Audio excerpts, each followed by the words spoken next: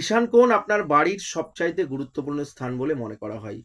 ঈশান কোণ আপনার বাস্তুতে বিশেষভাবে গুরুত্ব রাখে। এই ঈশান কোণ দেবতাদের স্থান বলে মনে করা হয়। আর এই ঈশান কোণে যদি আপনি টয়লেট, বাথরুম কিংবা রান্নাঘর করে রাখেন, আপনার বাস্তুতে ডেফিনেটলি সমস্যা আসবেই। আপনার বাস্তুতে নেগেটিভিটি আসবেই এবং আপনার বাস্তুগত সমস্যার কারণে অর্থনৈতিক লস আসার বিশেষ সম্ভাবনা আছে এবং স্বাস্থ্য দিক থেকে বা স্বাস্থ্যগত সমস্যা আসার 100% চান্স থাকবেই থাকবে। ঈশান কোণে যদি আপনি টয়লেট কিংবা বাথরুম করে রাখেন, সেই বাস্তুতে বসবাসকারী সদস্যদের মধ্যে ব্রেন রিলেটেড সমস্যা দেখা দিতে পারে।